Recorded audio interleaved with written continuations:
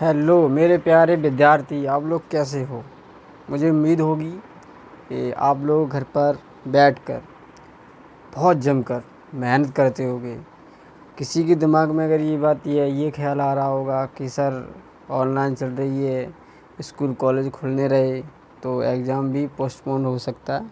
वैसे देखा जाए तो ऐसी कोई संभावना नहीं हो सकती। तो मेरा कहना आपसे है कि आप जो भी सिलेबस आपसे करवाया जा रहा है वो कंप्लीट करें। ठीक, तो बात कर रहे हैं कि आज का मेरा नाम है संजीव कुमार और आज हम क्लास 12 का सेकंड चैप्टर का जो लेक्चर नंबर 3 है उसमें हम आपको बताने वाले हैं। तो इस वीडियो हम क्या क्या समझेंगे उसको ध्यान रखना। इस वीडियो में समझेंगे गॉस की प्रमेय क्या होती है। ठीक है, गॉस की प्रमेय क्या होती है इसके बारे में हम इसमें समझेंगे। और बात की जाए तो जो गॉस का नियम किस प्रकार से लागू होता है हमारे डेरिवेशन निकालने में, वैद्युत फ्लक्स निकालने में, उसके बारे में इस वीडियो में समझेंगे। तो हम कह रहे हैं कि इस वीडियो को समझने के लिए थोड़ा हम बैक में चले जाते हैं। बैक में आप लोगों को आपको समझाया गया होगा वैद्युत क्षेत्र। तो इस वीडियो से पहली वीडियो में मैंने बताया था कि वैद्युत क्षेत्र को हम किससे प्रदर्शित करते हैं। अगर वहाँ पर अगर ये चीज़ है तो वैद्युत क्षेत्र है, तो उसका नाम है वैद्युत बल रेखा। तो हम ध्यान रखें, वैद्युत क्षेत्र को हम वैद्युत बल रेखाओं से निरूपित करते हैं। ठीक, वैद्युत क्षेत्र को हम वैद्युत बल रेखाओं से निरूपित करते हैं। तो बात करते हैं जहाँ पर वैद्युत बल रेखाएं होंगी वहीं पर होगा वैद्युत क्षेत्र। ठीक, तो ये तो हमारी बात वैद्युत क्षेत्र की बात हो गई। इसके बारे में हम लोगों ने समझा था वैद्युत फ्लक्स क्या होता है। तो वैद्युत फ्लक्स के बारे में हम लोगों ने जाना था कि अगर हम कोई भी वैद्युत क्षेत्र ले लें, क्या ले लें, वैद्युत क्षेत्र। जैसे सपोज दैट कि वैद्युत क्षेत्र मैंने वैद्युत क्षेत्र में लिया, इसका मतलब मुझे वैद्युत क्षेत्र को निरूपित करना पड़ेगा। और किससे निरूपित करते हैं, वैद्युत बल रेखाओं की, वैद्युत बल रेखाओं से। तो ये हमारी हो गई वैद्युत बल रेखाएं।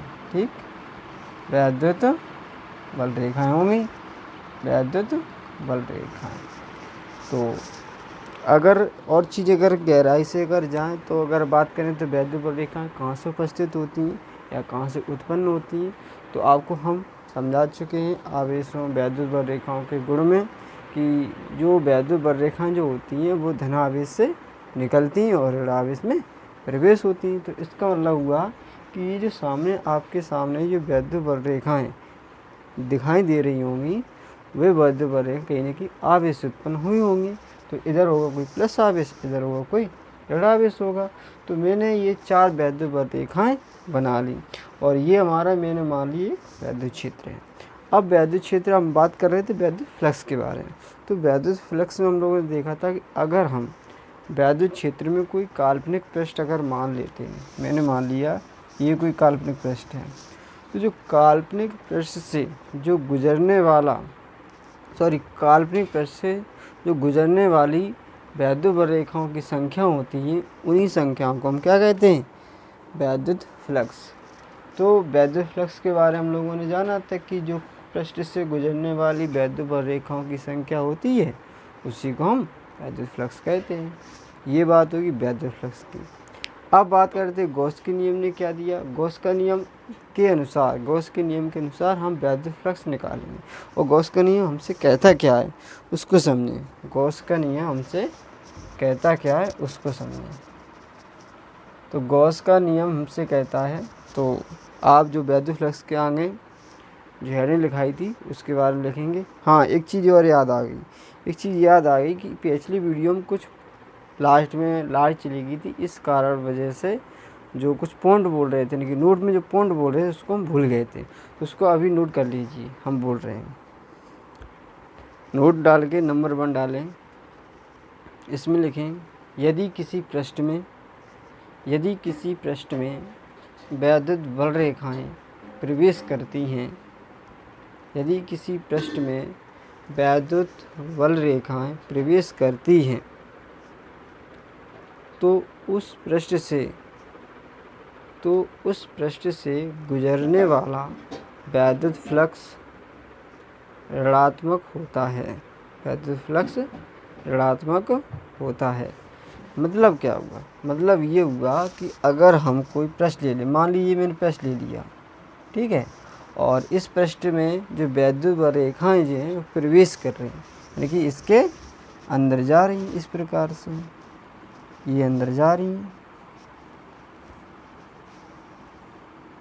इस प्रकार से। तो हम पूछें, बताइए कि इस पृष्ठ से जो गुजरने वाला जो वैद्युत फ्लक्स होगा उसकी प्रकृति कैसी होगी, तो बताएंगे हम ऋणात्मक होगी। समझना कैसे ऋणात्मक। अब आप सर पूछोगे कि ऋणात्मक कैसे होती है, हम कैसे मान लें कि ऋणात्मक है।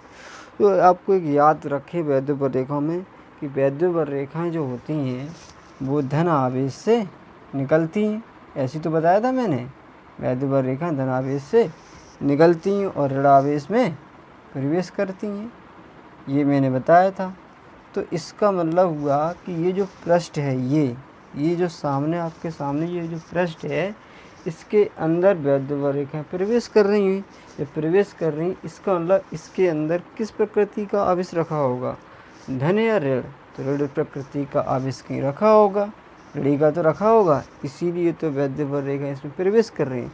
तब इस पृष्ठ से जो गुजरने वाला वैद्युत फ्लक्स कैसा होगा, ऋणात्मक।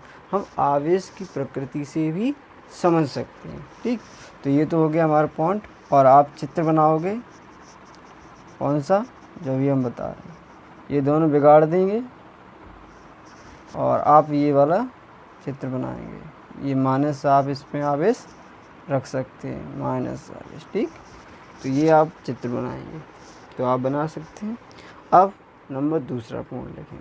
दूसरा पॉइंट क्या होता है, अगर किसी पृष्ठ से लिखें, यदि किसी पृष्ठ से वैद्युत बल रेखाएं, यदि किसी पृष्ठ से वैद्युत बल रेखाएं निकलती हैं तो उस पृष्ठ से गुजरने वाला वैद्युत फ्लक्स धनात्मक होता है। तो उस पृष्ठ से गुजरने वाला वैद्युत फ्लक्स धनात्मक होता है। जैसे मान लीजिए कि यही पृष्ठ मैंने मान लिया, अब क्या है, वैद्युत रेखाएं इससे निकल रही हैं। जब निकल रही हैं तो इसका मतलब हुआ इस पृष्ठ के अंदर किस प्रकृति का आवेश रखा होगा, धनात्मक प्रकृति का आवेश रखा होगा। तो इस पृष्ठ से जो गुजरने वाला वैद्युत फ्लक्स होगा वो कैसा होगा, धनात्मक। आवेश की प्रकृति से भी समझ सकते हैं और वैसे चित्र से भी, कॉन्सेप्ट से भी समझ सकते हैं। ये नोट की बात होगी। अब आप हेडिंग डालेंगे गॉस की प्रमेय या गॉस का नियम। गॉस की प्रमेय या गॉस का नियम। अब गॉस की प्रमेय या गॉस का नियम क्या कहता है हमसे, उसको समझते हैं। गॉस का नियम कहता है कि गॉस के अनुसार किसी बंद पृष्ठ से गुजरने वाला कुल वैद्युत फ्लक्स, किसी बंद पृष्ठ से गुजरने वाला कुल वैद्युत फ्लक्स, कैसा, कुल वैद्युत फ्लक्स यानी फाई, उस पृष्ठ द्वारा परिबद्ध कुल आवेश Q का, मतलब कुल आवेश को हमने क्या मान लिया, Q का 1/ε0 गुना होता है। ये हमारी परिभाषा हो जाती है गॉस के नियम की। तो आप सूत्र से भी इसकी परिभाषा बना सकते हैं। सूत्र से परिभाषा कैसे बनेगी, ऐसे मान लें फाई ई Q इंटू 1/ε0 आड़े रहे 1/ε0, ठीक। तो आप लोगों को ध्यान, आपने बहुत प्रकार के सवाल किए होंगे। कैसे किए होंगे कि ये यानी कि पिताजी की उम्र है, लड़के की उम्र की 4 गुनी है, तो गुना को हम क्या करते हैं, गुणा ही तो करते हैं। ऐसे फादर है, वो बच्चे की उम्र, उसकी उम्र कितनी है, 4 गुनी, तो 4 गुना ही तो करते हैं। तो इसी प्रकार से देखा किसी बंद पृष्ठ, तो ध्यान रखें गॉस के नियम समझने के लिए हमारा पृष्ठ कैसा होना चाहिए, बंद होना चाहिए, खुला हुआ नहीं होना चाहिए। कैसा होना चाहिए, बंद होना चाहिए। मतलब जिससे भी हम वैद्युत फ्लक्स निकालना चाहें उस पृष्ठ को हम कैसा मान लें, बंद मान लें। तो बंद पृष्ठ से गुजरने वाला कुल वैद्युत फ्लक्स, ये जो वैद्युत फ्लक्स होगा वो कुल वैद्युत फ्लक्स होगा। कुल का मतलब कि अगर मैंने कोई ऐसा पृष्ठ ले लिया, मान लीजिए मैंने यही पृष्ठ ले लिया, समझना, मैंने यही पृष्ठ ले लिया और कुल वैद्युत फ्लक्स के बारे में बात करेंगे।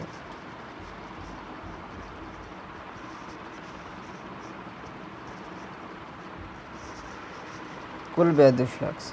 मान लीजिए पृष्ठ है, इसमें बहुत से आवेश रखे हुए हैं ऐसे, ये Q1, Q2, Q3, Q4, Q5 ये आवेश रखे हैं। और ये जो पृष्ठ, गॉस का नियम क्या कहता है, पृष्ठ हमेशा कैसा होना चाहिए, बंद होना चाहिए। ये बंद हो गया तो इस पृष्ठ से जो गुजरने वाला जो कुल वैद्युत फ्लक्स होगा, तो सभी आवेशों के लिए वैद्युत फ्लक्स अलग अलग होगा। तो इनका जो कुल वैद्युत फ्लक्स बनेगा वह उस पृष्ठ द्वारा परिबद्ध का मतलब हुआ कि ऐसा, यानी कि ऐसा पृष्ठ जिसे किसी चीज़ को घेर ले। तो जो घेरने का जो तरीका होता है, तो जो घेरना ही एक परिबद्ध कहलाता है। जैसे मान लीजिए आप टेररिस्ट हैं और चारों तरफ से पुलिस ने घेर लिया हो आपको, तो उस स्थिति में कह सकते हैं कि पुलिस ने आपको परिबद्ध कर लिया। कैसे कर लिया, परिबद्ध कर लिया, मतलब आपको घेर लिया। तो उस पृष्ठ द्वारा परिबद्ध कुल आवेश, यानी कि इसके अंदर जो भी आवेश रखो, Q1 है, Q2 है, Q3, Q4 और भी तमाम आवेश रखे, उससे मतलब नहीं, सभी का हम क्या करेंगे, योग, यानी जो भी उसका आवेश बनेगा Q, जो आवेश Q है उसका 1/ε0 गुना होता है। तो Q आ गया, और कितने गुना होता है, 1/, से मैंने अभी बताया था, गुना करने के लिए हम क्या करते हैं, गुणा करते हैं। तो 1/ε क्या कर देंगे, गुणा कर देंगे।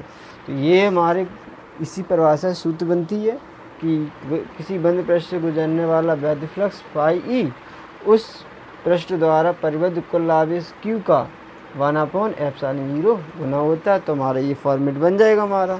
तो ये हमारा आता है इसका सूत्र फाई ई बराबर Q/ε0। ये तो हो गया हमारा गॉस के नियम से। नेक्स्ट हम लोगों ने एक वैद्युत फ्लक्स में हमने सूत्र देखे थे, फाई ई बराबर, यानी कि फाई बराबर E vector dot D A vector, फिर संपूर्ण के लिए निकाला था integration E vector dot D A vector. तो इसी जगह पर हमने एक सूत्र और लिख लिया, फाई ई बराबर इसके बराबर होता है, वैद्युत फ्लक्स में सूत्र लिखाया था integration E vector dot D A vector बराबर, और Q/ε फाई के बराबर है। तो ये एक दूसरे कैसे हो जाएंगे, बराबर हो जाएंगे। तो अब तो इसमें नई लाइन से लिखा है, क्या लिखा हुआ कि इसे गॉस की प्रमेय का गणितीय समाकलन रूप कहते हैं। होता क्या है कि एग्जाम में कभी हमसे डायरेक्ट पूछ लिया जाता है कि गॉस की प्रमेय का गणितीय समाकलन रूप लिखिए 1 नंबर में।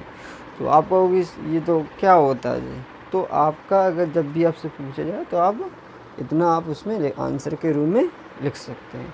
तो ये हमारी गॉस की प्रमेय का गणितीय समाकलन का रूप हो जाता है। तो ये जितनी भी आपको मैंने कंडीशनें बताई हैं परिबद्ध